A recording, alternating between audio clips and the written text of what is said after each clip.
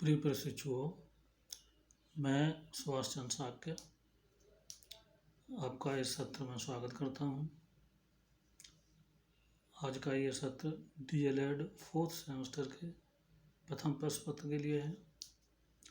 इस प्रश्न पत्र का नाम प्रारंभिक स्तर पर भाषा के पठन लेखन एवं गणितीय क्षमता का विकास, development of competencies in reading, writing and language and concept of pre-numeracy in mathematics at early grade। तो मैं थोड़ा सा ब्रीफ किए दे रहा हूँ। जैसा कि आप पूर्व में विदित हैं, इस प्रश्न पत्र को पढ़ाने के लिए 3 लोगों को डिप्यूट किया गया है। प्रारंभिक स्तर पर भाषा के पठन लेखन की शिक्षण के लिए 2 लोगों को डिप्यूट किया गया है, जिसमें हिंदी भाषा के शिक्षण के लिए श्री अनिल कुमार सिंह जी, प्रवक्ता हिंदी। अंग्रेजी भाषा के लिए मैं पढ़ा ही रहा हूँ आपको। और गणित शिक्षण के लिए अपने गणित प्रवक्ता श्री सुशील कांत तिवारी जी पढ़ाएंगे। तो आज का वो सत्र है, उसमें हम बहुत ही आसान और एक सरल से टॉपिक का अध्ययन करेंगे। तो आइए देखते हैं कि आज का जो टॉपिक है उस पर चर्चा करते हैं। इस सत्र का टॉपिक है भाषा, लैंग्वेज। भाषा से आप अच्छे तरीके से परिचित हैं, क्योंकि 3 सेमेस्टर में आपने भाषा का अच्छे से अध्ययन किया है। तो देखते हैं इस भाषा के बारे में। इस भाषा शब्द का हम 3 प्रकार से अध्ययन करेंगे। भाषा का अर्थ, भाषा की प्रकृति एवं भाषा का महत्व। Meaning, nature and importance of language.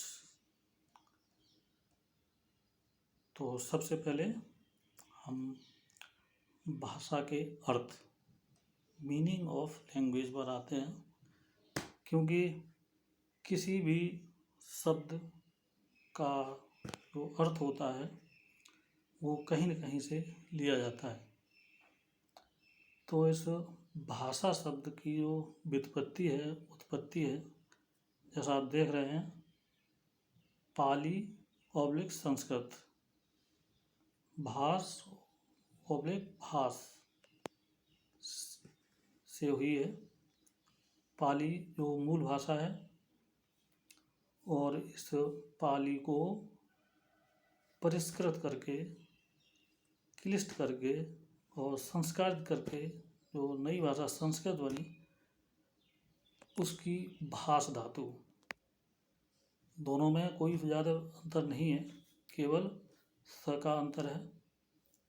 स जब डेंटल वाला लगाएंगे तो पाली हो जाता है, और सेरेब्रल मूर्धा वाला सा लगाएंगे तो संस्कृत हो जाता है।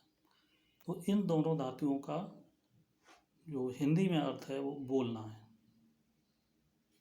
इसी तरीके से जो लैंग्वेज शब्द है, लैंग्वेज वर्ड है, ये अंग्रेजी भाषा का है।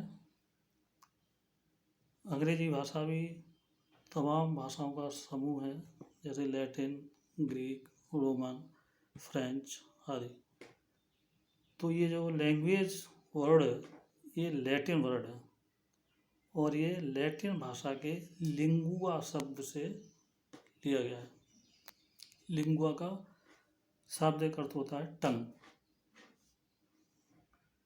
तो इस प्रकार से हम देखते हैं, चाहे वो पाली संस्कृत की धातु हो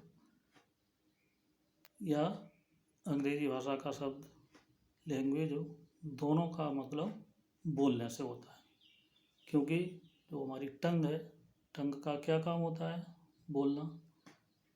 तो इस तरीके से हम देखते हैं कि ये जो शब्द बना है भाषा,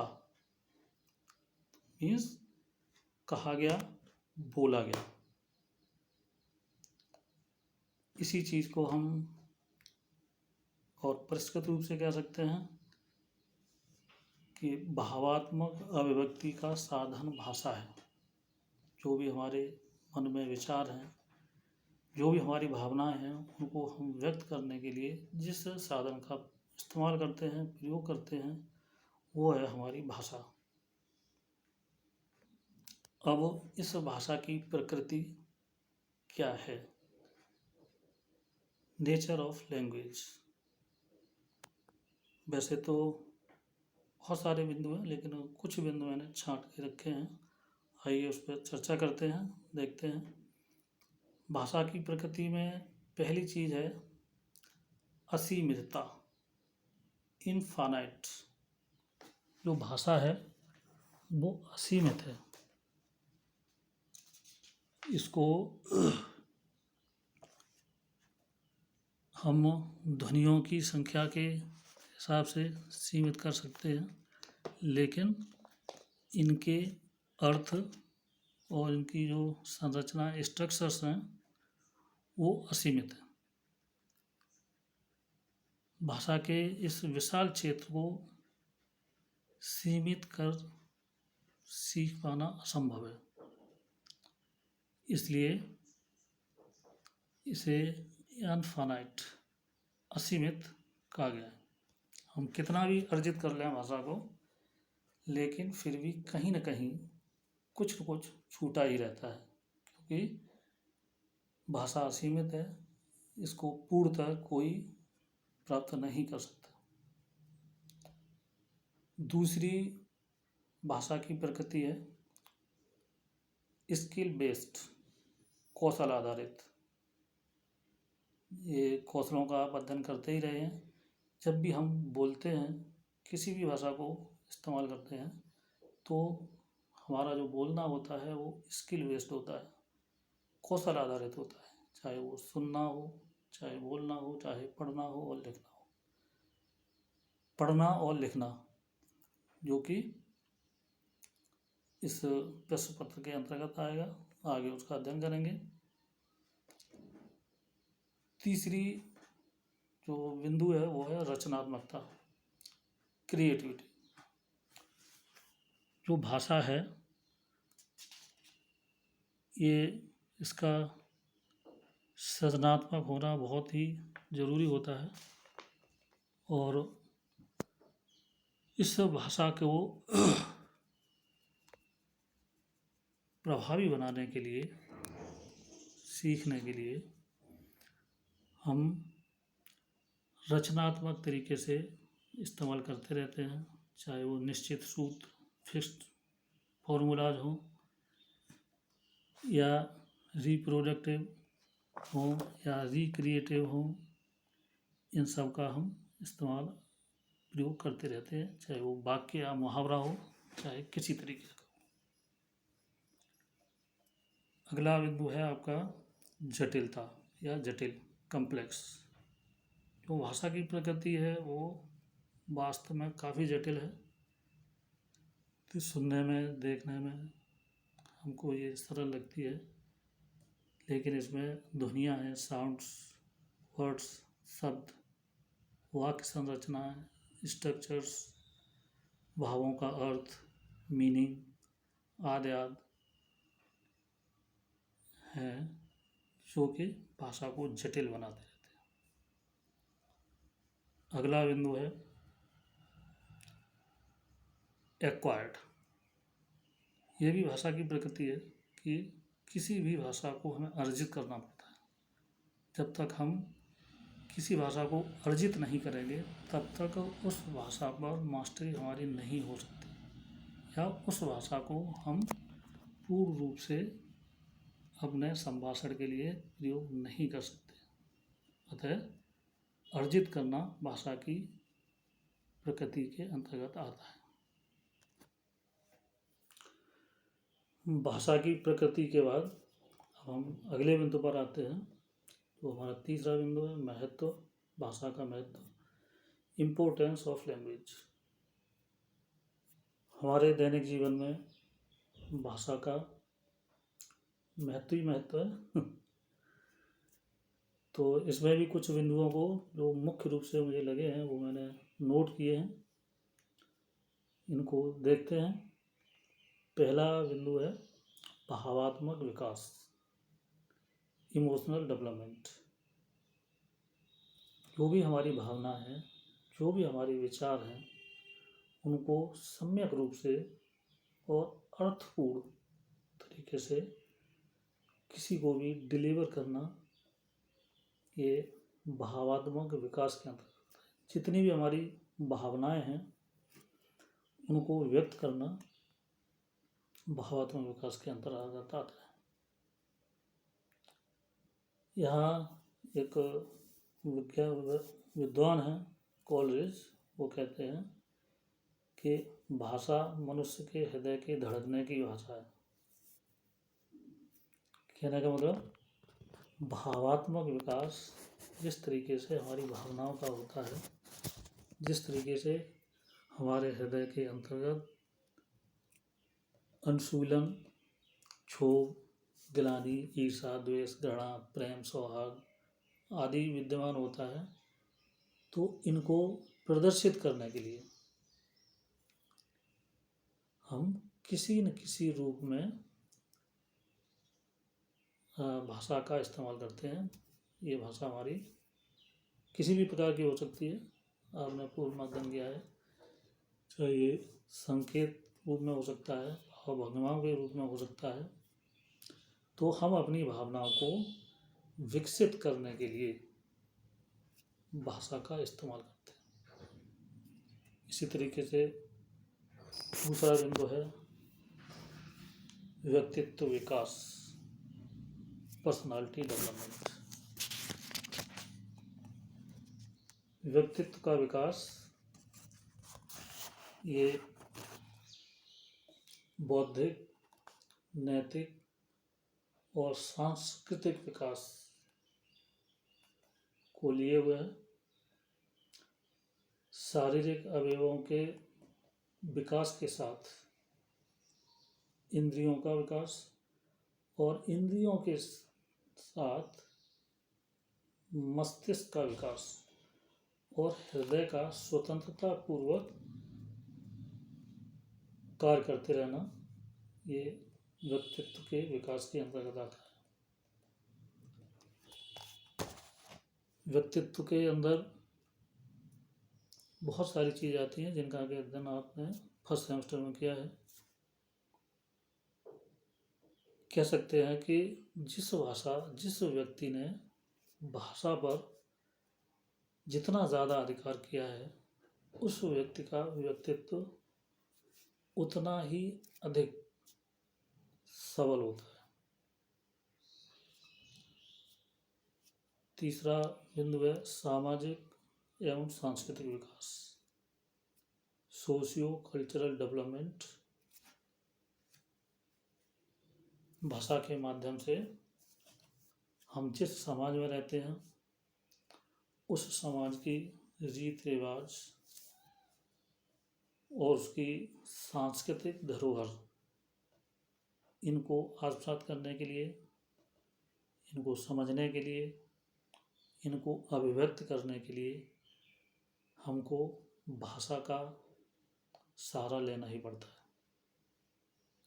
तो कह सकते हैं कि सामाजिक और सांस्कृतिक विकास के लिए हमें भाषा को ज़्यादा से ज़्यादा सीखना महत्वपूर्ण है। इसी तरीके से चौथा बिंदु है आपका, इसमें 2-3 बिंदु मैंने इकट्ठे कर दिए हैं क्योंकि आपका वीडियो लंबा हो जाता है। इसमें सृजनात्मकता, अध्ययन अध्यापन, राष्ट्रीय प्रगति का मूल आधार, root of creativity, studies, nationality development. जैसा के नाम से ही आप देख रहे हैं कि सामाजिकता सृजनात्मकता का विकास, क्रिएटिविटी, भाषा के माध्यम से किसी नए विचारों का सृजन करना, नई अभिव्यक्ति का सृजन करना, ये सृजनात्मकता के अंतर्गत आता है। भाषा का ज्ञान उस स्वच्छ आकाश में उड़ते हुए पक्षी के लिए सहायक के रूप में है, जिसमें कि बालक प्रखर और प्रतिभावान होता है और एक नई सोच विकसित करता है। दूसरी चीज़ है अध्ययन अध्यापन। हमें पढ़ने के लिए और पढ़ाने के लिए, मीन्स किसी भी विषय वस्तु को अच्छे से समझने के लिए, हृदयंगम करने के लिए, या किसी को बताने के लिए, समझाने के लिए, किसी के सामने प्रस्तुत करने के लिए हमें सशक्त भाषा की आवश्यकता होती है। तो जिस भाषा पर हमारी जितनी अधिक पकड़ होगी, उस भाषा के माध्यम से ही हम अच्छे से अध्ययन और अध्यापन कर सकेंगे। आगे है राष्ट्रीय प्रगति का मूल आधार। आप वर्तमान इस कंटेम्परेरी वर्ल्ड में देख ही रहे हैं कि कोई भी राष्ट्र जितना अधिक अपनी भाषा को परिष्कृत करता है, वो उतना ही प्रगतिशील हो जाता है। हमारे भारतवर्ष में दुनिया की भाषाएं हैं, जिसमें कि आप देख रहे हैं कि 18 भाषाएं हमारे संविधान की अनुसूची में शामिल हैं, जिनका कि इस्तेमाल वर्तमान समय में हो रहा है। इसी के साथ साथ अंग्रेजी का भी इस्तेमाल हो रहा है। हम अपनी भाषाओं का इस्तेमाल अपने भारत में एक प्रदेश से दूसरे प्रदेश में रहने वाले लोगों की भावनाओं को समझने के लिए इस्तेमाल करते हैं, लेकिन अंतर्राष्ट्रीय स्तर पर हमें अपनी अभिव्यक्ति के लिए, दूसरों को समझने के लिए उनकी भाषा को जानना आवश्यक है। इसलिए अंग्रेजी भाषा, जो कि वर्ल्ड वाइड लैंग्वेज है, इसको समझना और जानना हमारे लिए आवश्यक है, क्योंकि हम अपने राष्ट्रीय स्तर के साथ साथ अंतर्राष्ट्रीय स्तर पर भी जो अन्य समुदाय हैं, अन्य राष्ट्र हैं, उनसे अपना व्यापार